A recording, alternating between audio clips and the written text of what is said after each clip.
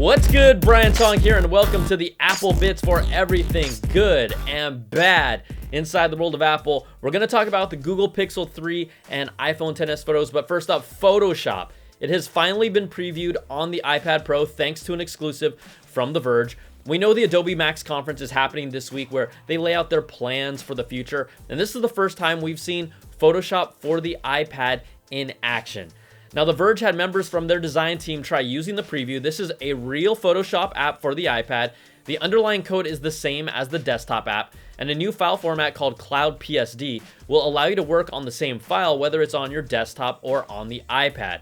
Now, the biggest difference is bringing an intuitive way to present Photoshop on the iPad, so there will be UI changes and some tools will be in different places, but this is, again, a full Photoshop on the iPad. Now, the app is coming out sometime in 2019. If you're already part of the Creative Cloud subscription for the desktop, you'll be able to use it. There's no word, though, if Photoshop for the iPad will offer a separate one-time fee or require a subscription. And this is exciting because, yes, it's finally a big name, pro-level app on the iPad, and they might even beat Apple to getting a pro app on their own hardware unless we see like a true Final Cut Pro or Logic for the iPad at the expected iPad Mac event expected sometime later this month. I've been using Affinity Photo for the iPad, which is a legit pro-level app that only costs $19.99, but the biggest benefit right now for Photoshop is that magic E word, the ecosystem, right? It's a familiar platform, and this Cloud PSD file format from Adobe that can be accessed or edited anywhere is a big ecosystem play for them as well. But we've still got a good chunk of time until 2019. I don't think Affinity Photo users should be worried because it's still an amazing app, but we're going to see how this all plays out.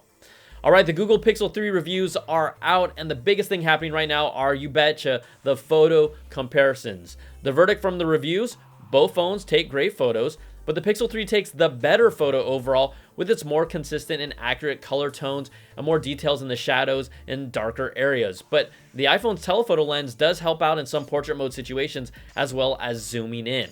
Look, photos do matter. Neither of these cameras is bad, but the Pixel 3 still has the better overall camera than the iPhone XS. And I know you didn't want to hear that. iPhone owners, you still have a great camera unless you're an original iPhone owner. But don't you ever let a phone's camera make you feel like less of a person. For reals, that's just stupid. All right, in iPhone news, early pre-approval for the iPhone XR through Apple's iPhone upgrade program starts today. Actual pre-orders start on the 19th, and the phone will be released on the 26th. Analyst Ming-Chi Kuo predicts there will be a higher demand for the iPhone XR compared to last year's iPhone 8 with its new form factor that takes cues from the iPhone XS at a lower price point. Kuo also wanted to just throw it out there that the 2019 iPhone lineup will remain the same with 5.8 and 6.5 OLED iPhones and a 6.1-inch LCD-based iPhone sticking with their lineup for at least another year. Because who doesn't like hearing about next year's iPhones before all of them have even been released? And yeah, I'm the one telling you this, so you can direct your complaints this way. You know what? That's a bad apple! It's on me. And Apple's been making a lot of interesting music acquisitions lately. We talked about the lyric service Genius last week.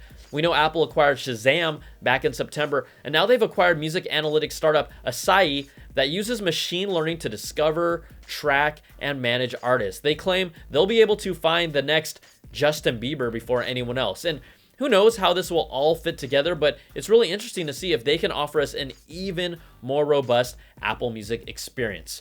All right, that's going to do it for now. If you like this video, you know the drill. Thumbs up, subs up, and hit that notification bell, whoop, to get my latest videos when they drop in. If you want to get even deeper inside the world of Apple, check out my weekly Apple Bits XL audio podcast. And if you want to support my new independent journey, you can check it out at patreon.com/Brian Tong. Thanks so much for watching, and we'll catch y'all next week. Take care. Be safe. Peace.